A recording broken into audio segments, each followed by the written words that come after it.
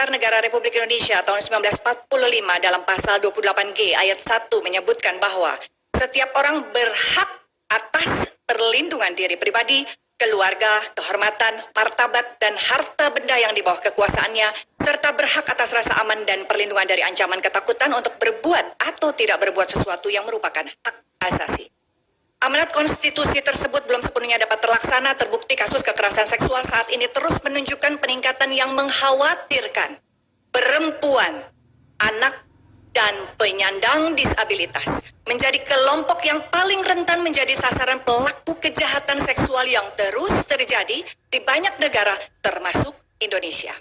Kekerasan seksual telah banyak meninggalkan dampak negatif serta traumatik yang mendalam bagi para korban.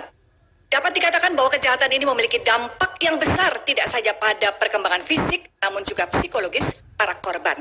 Tetapi dampak sosial juga termasuk di dalamnya ekonomi dan kemanusiaan dalam jangka panjang.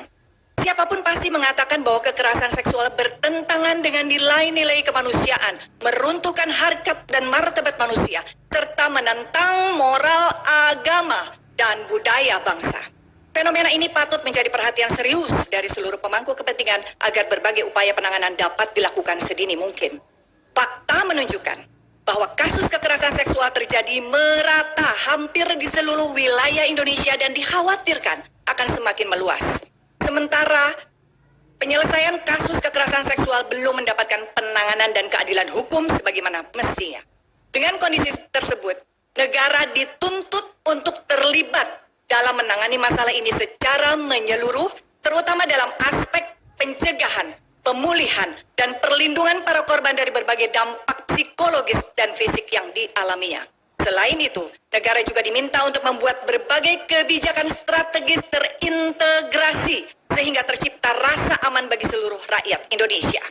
Penegakan hukum yang berkeadilan merupakan salah satu cara pencegahan kekerasan seksual yang marak terjadi di Indonesia.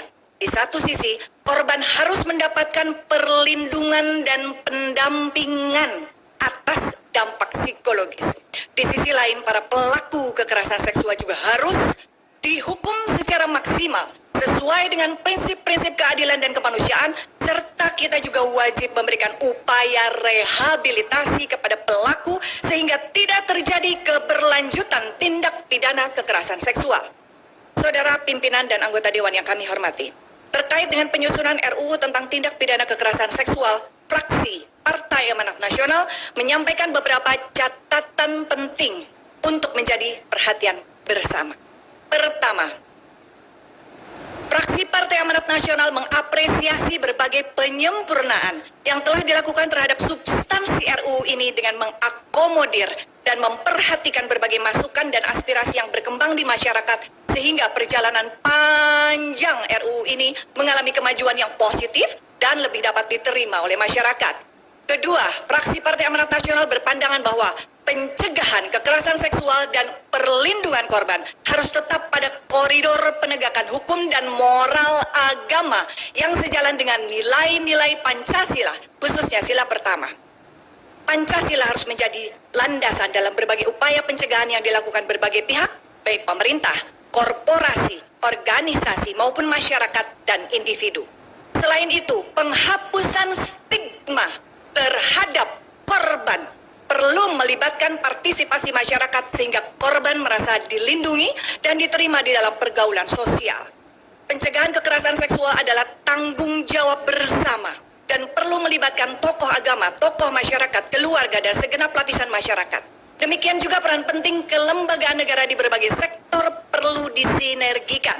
Antara lain, Kementerian Perlindungan Perempuan dan Anak, Kementerian Kesehatan, Kementerian Sosial, Kementerian Pendidikan dan Kebudayaan Riset Teknologi, Kementerian Tenaga Kerja, Kepolisian Republik Indonesia, dan lembaga terkait lainnya. Ketiga, fraksi Partai Amanat Nasional berpandangan bahwa regulasi terkait tindak pidana kekerasan seksual adalah momentum penting bagi penanganan masalah kekerasan seksual secara menyeluruh.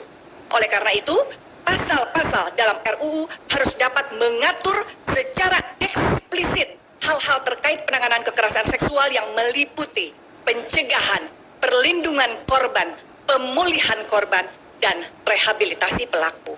Keempat, fraksi Partai Amanat Nasional menilai bahwa rehabilitasi pelaku kekerasan seksual perlu kajian yang lebih mendalam. Rehabilitasi pelaku harus dimaknai sebagai upaya intervensi untuk mengembalikan stabilitas psikologis dan perilakunya sehingga dapat kembali berinteraksi sosial dan dapat melaksanakan perannya secara wajar dalam keluarga, lingkungan, dan masyarakat. Kelima, fraksi Partai Amanat Nasional menilai bahwa pelaku kekerasan seksual yang dilakukan oleh anak dapat diatur juga di dalam RUU TPKS ini.